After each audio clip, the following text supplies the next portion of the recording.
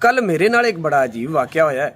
मैं घरों बाहर निकलिया ते दो भाई आपस दे विच एक दूजे दे गलमीन फड़े ने ते गालो गाल होए सन। ਉਹ मैं पुछया तुहानूं बनया की है? कहंदे ने 1000 रुपये दा रौला है। ਉਹ भाई मैं पल्लियों 1000 रुपया दे के उन्हां दी एक दूजे तों जान छड़ाई। कहंदे ने भाई भाइयां दे दर्दी हुंदे, भाई भाइयां दियां बावां, बाप सिरां दे ताज मुहम्मद ते मावां ठंडियां छावां। कहंदे ने एक बाबा सी ते ओहदे 2 पुत्तर सन। उन्हें दोनों नूं बुला के ते उन्हें कहा पुत्रो मेरी ते जिंदगी दा पता कोई नहीं, मैं जिउंदियां ही ना तुहाडी आपस विच जायदाद दी वंड करना चाहुंदा। उन्हें छोटे नूं कहा कि डेरे दे नाल ਜਿਹੜੀਆਂ 4 ਪੈਲੀਆਂ तेरियां ने ते बोर्ड दे नाल ਜਿਹੜੀਆਂ 4 ਪੈਲੀਆਂ ने ਇਹ ਵੱਡੇ ਦੀਆਂ ਨੇ। जे मेरी वंड विच ਤੁਹਾਨੂੰ ਦੋਵਾਂ ਨੂੰ ਕੋਈ मसला ਹੋਵੇ ਤੇ ਮੈਨੂੰ ਦੱਸ ਦਿਓ। ਉਹ ਦੋਵਾਂ ਨੇ ਯਕ ਜ਼ੁਬਾਨ ਹੋ ਕੇ ਕਿਹਾ ਨਹੀਂ ਅੱਬਾ ਜੀ ਜਿਸ ਤਰ੍ਹਾਂ ਤੁਸੀਂ ਫੈਸਲਾ ਕਰਤਾ ਉਸ ਸਾਨੂੰ ਦੋਨਾਂ ਨੂੰ ਕਬੂਲ ਆ। ਥੋੜੇ ਦਿਨ ਹੀ ਲੰਘੇ ਤੇ ਬਾਬੇ ਹੋਰੀ ਅੱਲਾ ਨੂੰ ਪਿਆਰੇ ਹੋ ਗਏ। ਉਹ ਦੋਵਾਂ ਭਰਾਵਾਂ ਨੇ ਪਹਿਲੀ ਫਸਲ ਕਣਕ ਬੀਜੀ। ਜਦੋਂ ਕਟਾਈ ਦਾ ਵੇਲਾ ਆਇਆ ਆਪਣੇ ਆਪਣੇ ਪੇੜ ਲਾ ਲਏ।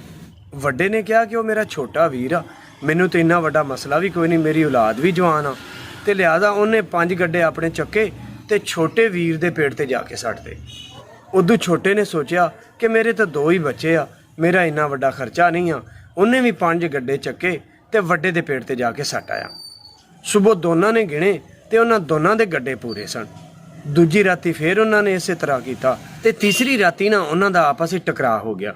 ਉਹ ਛੋਟੇ ਨੇ ਕਿਹਾ ਵੱਡੇ ਨੂੰ ਕਿ ਵੀਰੇ ਤੂੰ ਕਿੱਥੇ? ਉਹ ਵੱਡੇ ਨੇ ਕਿਹਾ ਬਈ ਮੈਂ ਤੇ ਇਹ ਸੋਚਿਆ ਕਿ ਤੂੰ ਮੇਰਾ ਛੋਟਾ ਵੀਰ ਆ ਤੇ ਮੇਰੀ ਤੇ ਔਲਾਦ ਵੀ ਜਵਾਨ ਆ, ਮੇਰੇ ਜੇਡੀ ਆ, ਇਸ ਵਾਸਤੇ ਮੈਂ ਕਿਹਾ ਕਿ ਤੈਨੂੰ ਜ਼ਰੂਰਤ ਜ਼ਿਆਦਾ ਵਾ ਤੇ ਮੈਂ ਕਿਹਾ 2-4 ਗੱਡੇ ਛੋਟੇ ਨੂੰ ਦੇ ਆਉਣਾ। ਉਹ ਵੱਡੇ ਨੇ ਕਿਹਾ ਕਿ ਤੂੰ ਕਿੱਥੇ? ਉਹ ਛੋਟੇ ਨੇ ਕਿਹਾ ਕਿ ਮੈਂ ਸਮਝਿਆ ਕਿ ਮੇਰੇ ਬੱਚੇ 2 ਹੀ ਹੈਗੇ ਤੇ ਮੇਰਾ ਤਾਂ ਇੰਨਾ ਖਰਚਾ ਨਹੀਂ, ਉਹਦੀ ਔਲਾਦ ਜਵਾਨ ਹੈ, ਉਹਦਾ ਖਰਚਾ ਜ਼ਿਆਦਾ ਹੈ, ਲਿਹਾਜ਼ਾ ਮੈਂ 2-4 ਗੱਡੇ ਉਹਨੂੰ ਦੇ ਦਿੰਦਾ। ਉਹ ਦੋਵੇਂ ਇੱਕ ਦੂਏ ਤੋਂ ਹੈਰਾਨ। ਉਹ ਮੈਂ ਕਿਹਾ ਅਗਰ ਕਿਸੇ ਦਾ ਭਾਈ ਗਰੀਬ ਹੈ ਕੋਈ 10-20 ਹਜ਼ਾਰ ਉਹਨੂੰ ਦੇ ਦਿਓ, ਕੋ ਮਰ ਚੱਲਣਾ ਤੁਸੀਂ? ਅਸੀਂ ਪਹਿਲੇ ਐਲਾਨ ਕਰਨੇ ਆ ਉਸ ਤੋਂ ਬਾਅਦ ਦਿੰਨੇ ਆ।